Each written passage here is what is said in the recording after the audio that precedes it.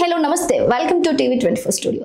ఈ రోజు మనతో ఉన్న స్పెషల్ గెస్ట్ ఈవిడ అందరికీ సుపరిచితురాలే, జనసేన వీర మహిళ కాజా సుజాత గారు. ఇప్పుడు ప్రస్తుతం ఉన్న పరిస్థితుల గురించి, ప్రస్తుతం పాలిటిక్స్ ఎలా ఉన్నాయో ఒకసారి ఆవిడ మాటలో తెలుసుకుందాం. Hello madam. హాయ్ అండి. ఎలా ఉన్నారు మేడం? ఫైన్ అండి.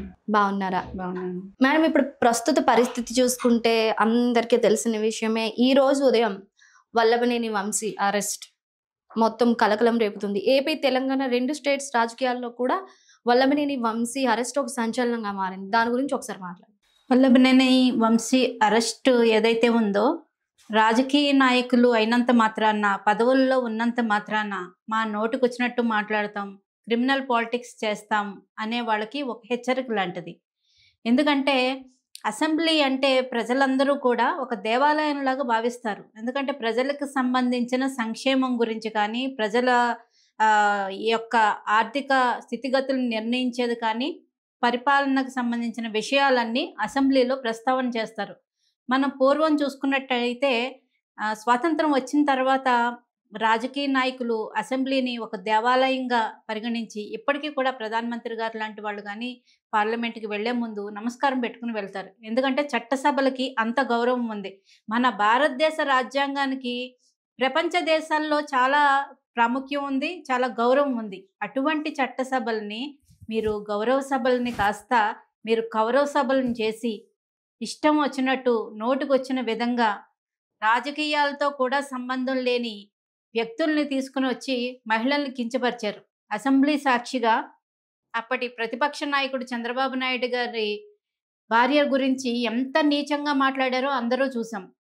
ఇదొక్కటే కాదు, వల్లభనేని వంశీ చేసిన దురాగతాలు చూసుకుంటే కనుక టీడీపీ పార్టీ ఆఫీస్ మీద దాడి చేయడం ఒకటి, అలాగే ఆయనకు సంబంధించిన దగ్గరలో ఆయన నియోజకవర్గానికి సంబంధించి ఎన్నో భూ కబ్జాల కేసులు కూడా ఆయన మీద ఉన్నాయి. ఎంతోమంది బాధితులు ప్రభుత్వం మారిన తర్వాత వల్లభనేని వంశీ వాళ్ళ అనుచరులు చేసిన భూదందాల గురించి, ఆక్రమణల గురించి ఎంతోమంది ఫిర్యాదు చేశారు. ఇప్పటికీ ఫిర్యాదులు అందుతూనే ఉన్నాయి, జనసేన పార్టీ ఆఫీసుకి కానీ, అటు టీడీపీ పార్టీ ఆఫీసుకి కానీ. ఈరోజు అరెస్టు చేయడం ద్వారా నిజంగా బాధితుల్లో చాలామంది సంతోషిస్తున్నారు. వారు ప్రభుత్వంలో ఉండగా కనీసం అన్యాయం జరిగిందని ఎవరన్నా బయటకు వచ్చి పోలీస్ స్టేషన్లో కేసు పెట్టే పరిస్థితులు కూడా ఉండేవి కాదు. ఎందుకంటే ఎవరు బాధితులు ఉన్నారో బాధితుల మీదే తిరిగి కేసులు పెట్టేవాళ్ళు. అటువంటి ఒక విష సంస్కృతిని వైసీపీ తీసుకుని వచ్చింది. కాబట్టి ఈరోజు వల్లభనేని వంశీ అరెస్ట్ అవ్వడం ద్వారా ఇంకా ఆయన ద్వారా బాధితులు ఎంతమంది ఆయన వల్ల ఇబ్బంది పడ్డారు, వాళ్ళందరూ కూడా బయటకు వచ్చే అవకాశం ఉంది. ఇదే కాకుండా వైసీపీ హయాంలో ఉన్న చాలా మంది నాయకుల మీద ఉన్న ఆరోపణలు అన్నిటి మీద కూడా విచారణ జరుగుతుంది. ఒక్కొక్క అరెస్టు జరగవచ్చండి రాబోయే రోజుల్లో. ఇప్పుడు చూసుకుంటే వంశీ మీద కేసు పెట్టిన సత్యవర్ధన్, టీడీపీ కార్యాలయం ఆఫీస్లో కంప్యూటర్ ఆపరేటర్గా పనిచేసే సత్యవర్ధన్ కేసుతోనే ఇదంతా బయటకు వచ్చింది. ఇప్పుడు ఆయన కేసు పెట్టడం వల్లే కాకుండా ముందు మీ టీడీపీ నేతలు ఎందుకు ముందుకు రాలేదు?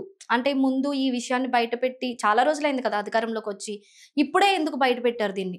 టీడీపీ, జనసేన, బీజేపీ కూటమి అధికారంలోకి వచ్చిన తర్వాత ప్రతి ఒక్క కేసు మీద, అంటే వైసీపీ హయాంలో జరిగిన ప్రతి ఒక్క అన్యాయం మీద ఒక్కొక్క టీం కూడా అన్నిటి మీద పూర్తి స్థాయిలో పరిశీలన చేసి విచారణ చేసిన తర్వాత మాత్రమే ఈ అరెస్టుల పర్వం కొనసాగుతుంది. ఎందుకంటే కక్ష సాధింపు చర్యలు చేపట్టడానికి ఇది వైసీపీ ప్రభుత్వం కాదు. మేము చట్ట ప్రకారంగానే వెళ్తాం. ఎందుకంటే వాళ్ళు చాలా తెలివిగా చట్టాల్లో ఉన్న లొసుగులను ఉపయోగించుకుని వాళ్ళు మూడో వ్యక్తుల్ని ముందు పెట్టి వాళ్ళు వెనక కథ నడిపించారు. అంటే మనం వైసీపీలో చూసాం ఎటువంటి అరెస్టులు జరిగాయో. అంటే అక్కడ సరైన సాక్ష్యాలు కూడా లేకుండా అర్ధరాత్రులు గోడలు దూకి ఇంట్లో మహిళలను కూడా లాక్కొచ్చి అరెస్ట్ చేసిన పరిస్థితులు చూసాం. ఇప్పుడు ప్రభుత్వం అలా చేయదండి. కక్ష సాధింపులు ప్రభుత్వం కాదు ఇది. ఖచ్చితంగా ఎవరైనా తప్పు చేస్తే వాళ్ళ మీద సరైన సాక్ష్యాధారాలన్నీ సేకరించిన తర్వాత మాత్రం చర్యలు మాత్రం తప్పకుండా ఉంటాయి. ఏ ఒక్కరిని వదిలే ప్రసక్తి అయితే లేదండి.